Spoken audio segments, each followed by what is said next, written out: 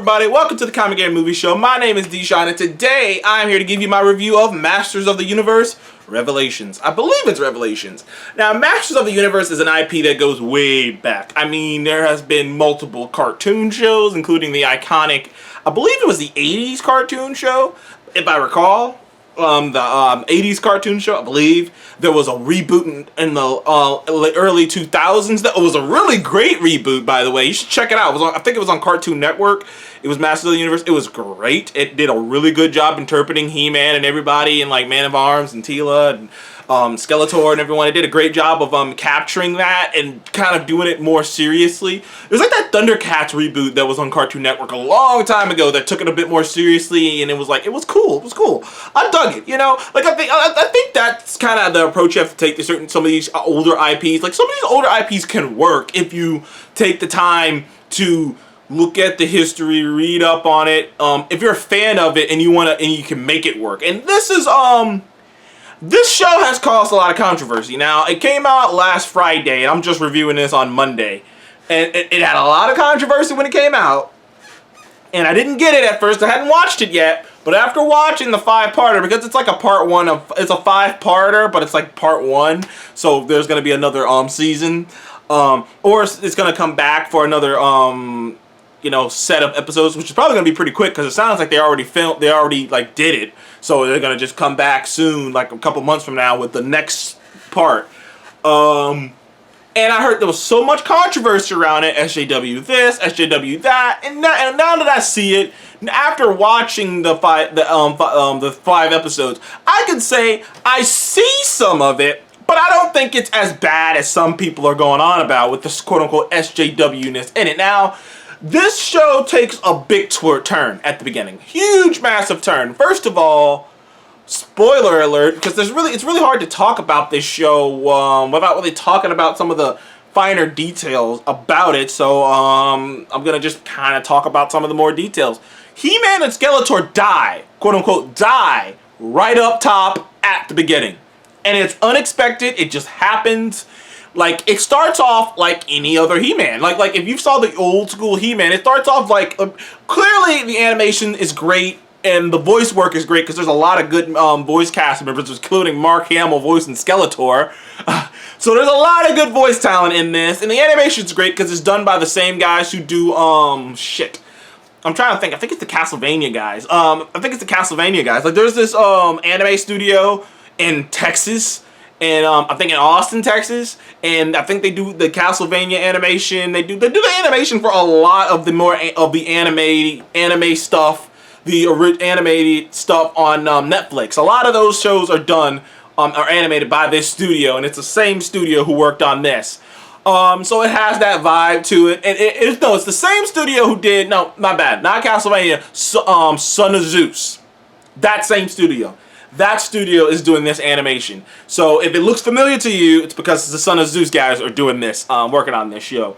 So it looks good. I think it looks good. The voice cast is good. Other than the voice cast and the look of it, it's He-Man. It's He-Man. Schemed by Skeletor, He-Man, and the rest of his friends have to come fight Skeletor and save the day, and it's the same shit. You've seen it. Go to Castle Grayskull, like you've seen this before. Takes a turn when something goes really bad and He-Man and Skeletor die, but they don't just die. Something that happens, which I guess I'm not gonna spoil it for you because I do want you to see it. Something that happens fucks the entire kingdom, the entire planet of, I think it's Anundra. I always say it. I always forget the name of it because I'm not like the most biggest like He-Man / Masters of the Universe fan. But basically, it fucked the entire planet up. The magic on the entire planet, and the magic has been slowly waning / dying for the last year or so. I think a year or so. Needless to say, Teela isn't happy because before He-Man died, he turned back into Adam. And it's something that you don't think about in the original show, but for a very long time, he never tells Teela that he is He-Man. She just, he never tells her that. I think she finds out in the original show, but for a long time, he never told her that. And she discovers the truth right here and there. And they are Teela is like He-Man's closest friend, his oldest companion. There may be a love interest kind of vibe there. Who knows? It may or may not be. We you know, they kind of played with it a bit in the show. Like they kind of played with it back and forth in the show. It's funny. It's actually kind of funny because like this is how I know anti-SJWs and like some SJWs are full of shit, because the anti-SJWs say that this is SJW bullshit and they're shoving their shit in my face. The SJWs say you're queer baiting us and you didn't let these two characters be a thing, and those two and you're just doing a normal relationship, and you're not gonna do that, and you're queer baiting us. So it's like no side is happy right now with this show. None of the sides are happy with this show. It's to this, it's to that, it's not enough of that. Like it's crazy right now. But I digress. So they die. Teela has a fit. She says, like, the king, you didn't remember, the king and the queen, you know, Adam's mom and dad, they didn't, like, well, the mom knew, the dad didn't know. So the dad flips out on Man of Arms, says, fuck you, you didn't tell us our son was He-Man, how dare you, you're out of here, you're banished. And Teela just, like, she flips out and she's like, fuck everybody, no one told me, and she leaves. And that's the first, like, 15, that's like the first 10 minutes. The first 10 minutes is just like, what the fuck is happening now? And then it sort of does become the Teela show. She takes more center stage. Really, to me, as long as the second season has more He-Man in it, I'm all right with this first season. That might be the biggest complaint that some people are going to come out of that first season having. He-Man isn't in it all that much. In all honesty, He-Man, Adam turning into He-Man, he's only in the show for about 15 minutes, maybe, max, maybe 15 minutes. Adam's in there for probably longer, but he is only in the show. But He-Man himself is only in the show for like 10 minutes. Because they decided to take He-Man off the board and sort of focus in on his side characters. Sort of focus in on what makes those side characters tick and what those side characters are about. And the result is a mixed bag, because on one hand, it is cool seeing how Teela feels. It's cool seeing how Man of Arms feel, and just them like really pumping up Man of Arms to be the most badass dude in the on the planet. Like his episode they introduce him back in is called The Most Dangerous Man on the Planet.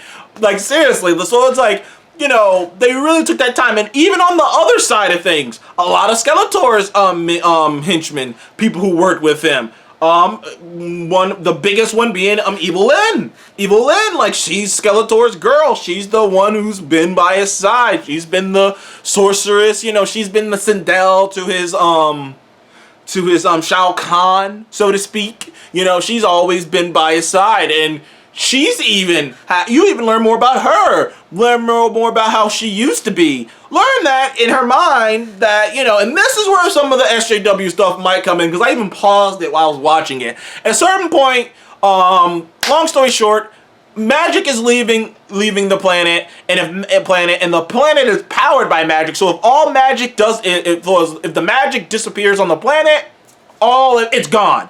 If the magic disappears on the planet, since this planet, you know, the He-Man's planet is the planet that is the first planet, basically. If this planet is destroyed, it disappears, all the universe goes with it. So, Teela and her new companion and her father, Man of Arms, and other people, and Evil-Lyn and others come together to try to reform reform He-Man's sword. Damn it, I always forget the name of it. Was it the Sword of Eternia? I don't know. But I always forget the name of He-Man's sword. The Power Sword. I think it's the Power Sword, I believe. But they're trying to find the pieces of it and bring it back together and forge it so that, you know, they can bring magic back to the planet, hence saving the universe. Because when He-Man, quote unquote, died and blew up, like the sword split into two and like shot all over the place, like some goddamn Power Ranger, like some goddamn Dragon Balls. It Dragon Balled out. It was just like pew, straight up Dragon Ball. The pieces of the sword straight up Dragon Balled.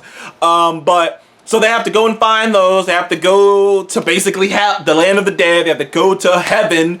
They have to basically go to heaven and find it. So you know, it's a nice little adventure, but at a certain point they're on a boat and they're trying to travel to the land of the dead, and Teela and Evil-Lyn are talking, and of course they have been bickering back and forth about the men, and it's not quite this bad as it's gonna sound, but they do sort of kind of talk, hint, nod, that both of these women have been held back unintentionally by the man they follow. That Teela is much cooler and has much, like, not that they're better than He-Man and Skeletor, but that they've been held back by being the friend, the side character to these characters. Like, their stories haven't been seen because of these characters, He-Man and Skeletor. And not that, maybe Skeletor is doing it on purpose. I wouldn't be shocked if Skeletor outright just said, oh yeah, you could have took over at any time, Evil-Lyn, that's why I kept you by my side. But clearly Adam isn't intending to overshine Teela, isn't trying to do that at all. But the hint, nudge on this boat sequence was that, because it was that they have been held back by men. Not intentionally, but it just happened. You know, it's just one of those things. It's like I compared it to, you know, you met your husband at the same, you guys were both going to college for the same thing, you get pregnant, and one of you have to bite the bullet and be a stay-at-home something, and you do it, and it's like, you know, you say I'm okay, but but in the back of your mind, you do think, I'm happy, I love this man, I love my kid, but I had bigger dreams than this, and that's kind of the vibe I got. Only reason it's not that big of a deal is because all the characters, a lot of the male characters kind of got the same treatment. Man of Arms kind of got the same treatment, that he hasn't really gotten the shine because He-Man's standing next to him, and we don't really appreciate how badass he is because He-Man's right there.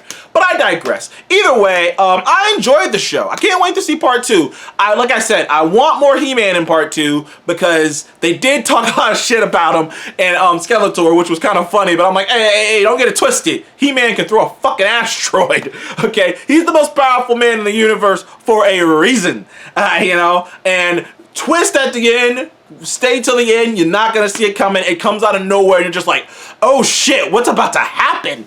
But overall, I enjoyed the show. I enjoyed it. I had a good time watching it. It was a breeze. It flew by. I don't think the SJW stuff, I think the quote-unquote SJW stuff is way overblown. It's not that big of a deal.